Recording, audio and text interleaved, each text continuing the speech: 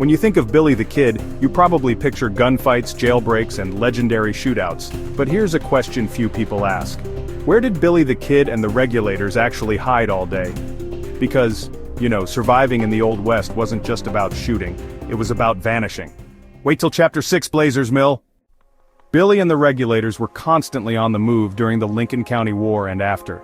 They didn't have a secret lair, they had terrain, loyal friends, and a knack for disappearing. So let's start with their top hideouts. The Capitan Mountains were a natural fortress. Dense forests, jagged ridges. The Kid knew every trail. When posses came hunting, the Regulators vanished into this wilderness, and no one followed them in without risking an ambush.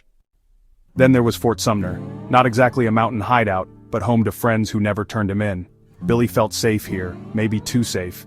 It's where Pat Garrett eventually tracked him down, and ended the legend. The town of San Patricio welcomed the Kid. Local families fed him, gave him shelter, and most importantly, kept their mouths shut. To them, he wasn't a killer, he was just Billy. But not every stop was safe. At Blazers Mill, a supposed hideout turned into a bloody shootout with Buckshot Roberts, and sometimes, the gang vanished near the Mescalero Apache Reservation. Rough, remote country where lawmen feared to follow.